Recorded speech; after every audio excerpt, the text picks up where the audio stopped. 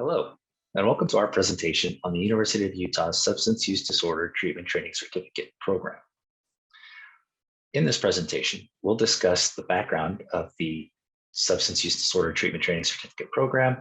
We will discuss what students can expect when they're in the program, and we'll go over briefly what the application requirements consist of. The mission of the Substance Use Disorder Treatment Training Certificate Program is to provide students with basic and advanced knowledge and skills essential to preparing them to practice as ethical and competent substance use disorder counselors.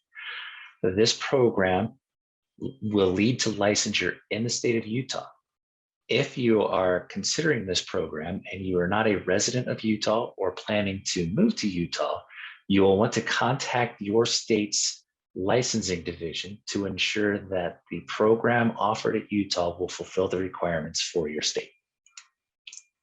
Per Utah code, substance use disorder counselors and advanced substance use disorder counselors can perform these functions: administer screening process, conduct intake, orientation, assessments, compliance with treatment plans, counseling services, group therapies, interventions, case management, crisis intervention services, client education, service referrals, reporting and record keeping services, consultation with other professionals, and for advanced substance use disorder counselors, they can also supervise substance use disorder counselors. Please bear in mind, all of these functions are performed under the supervision of a licensed clinical mental health care provider. The Substance Use Disorder Treatment Training Certificate Program does have two separate tracks.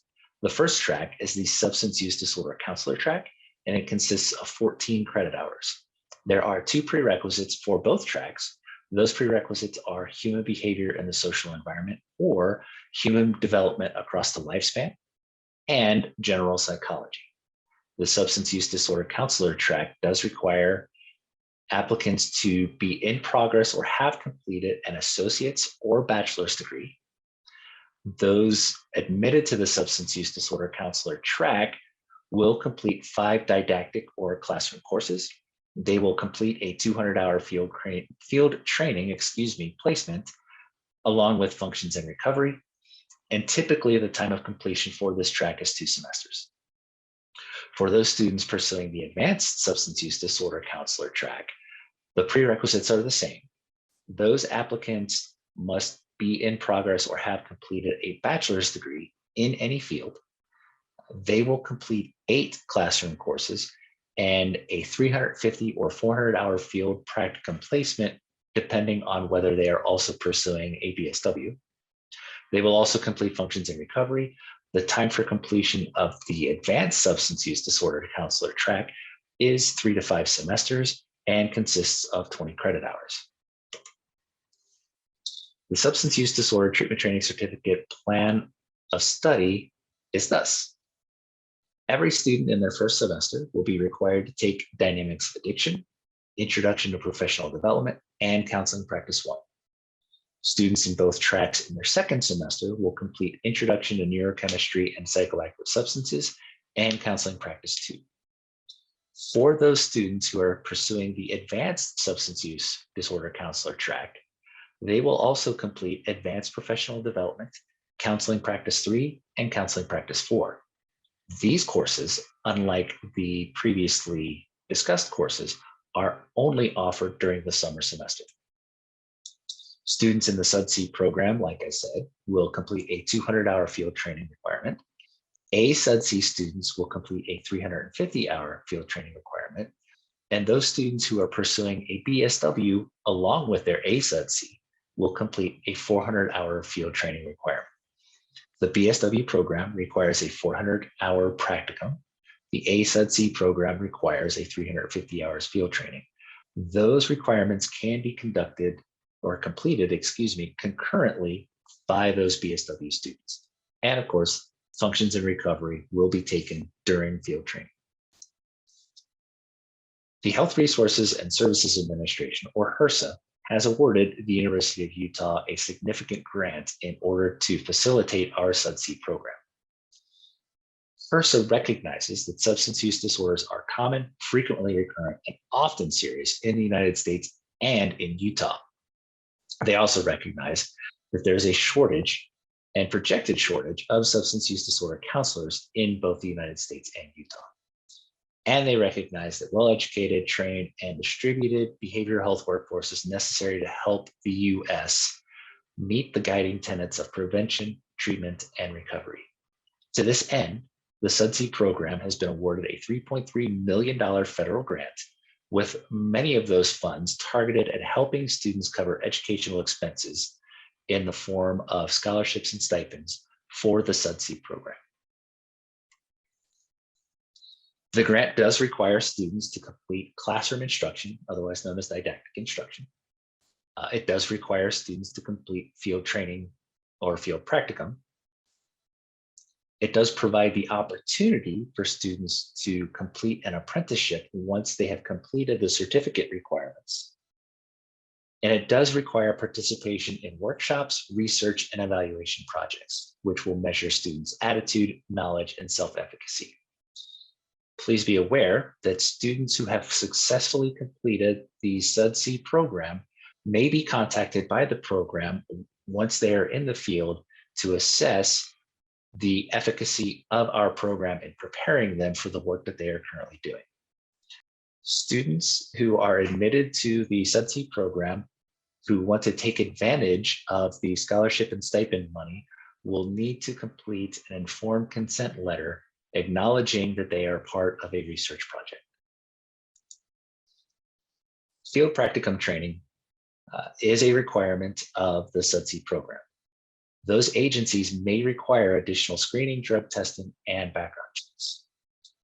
Whether students are completing the SUDC and doing a 200-hour field training placement, completing the ASUDC and completing a 350-hour field training placement, or pursuing a BSW and completing a 400-hour placement, those students will be expected to be at the agency until the end of the semester during which they are completing this training.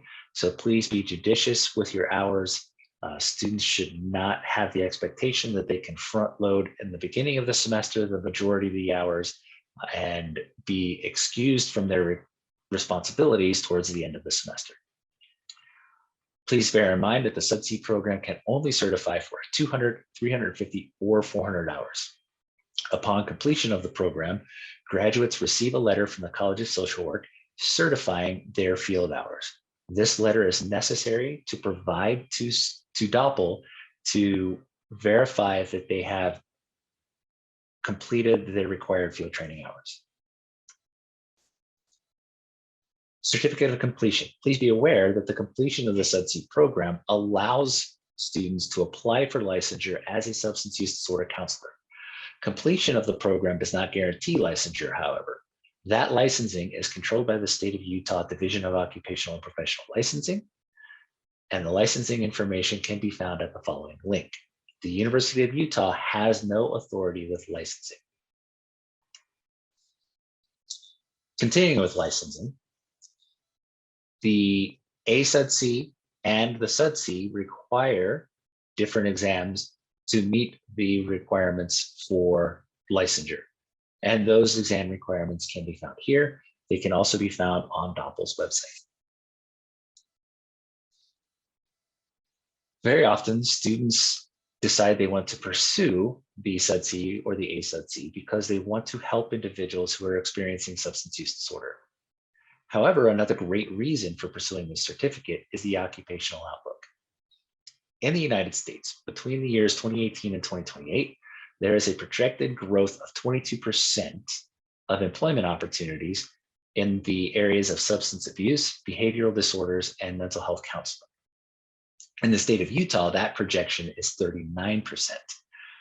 The difference is due to the fact that the population in Utah is growing. There is an increase in substance use and misuse.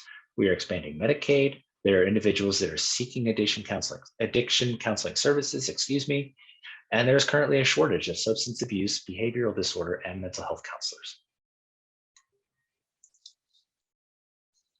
So there is an application requirement to get into the Substance Use Disorder Treatment Training Certificate program. Historically, there has been one application cycle per year. However, recently, the College of Social Work has expanded that to 2 application cycles per year. Applicants who want to start their program in the fall would apply to the program by 15 March, and those applicants who want to start in the spring would apply by 15 September. The application does require 3 letters of professional or academic recommendation. It does require a personal statement, a resume, transcripts from every higher education institution that the applicant has attended, and the completion of those 2 prerequisite courses. The letters of recommendation should be from individuals employed in human services related fields if possible, although we do recognize that not everyone will be in the position to have had a supervisor in human services related fields. Those letters of recommendation should come from supervisors or volunteer coordinators who have known the applicant for 2 years at least or more. They should come from individuals who have supervised the applicant in an employment or volunteer capacity or as a college or university instructor. These letters should not come from clergy members, personal therapists, relatives, friends, etc., regardless of their educational or professional background. Letters from friends, relatives, personal therapists will not be reviewed as part of the application process. Those recommenders will be sent a link to a form. They will need to complete the form and attach a letter as a PDF to that document.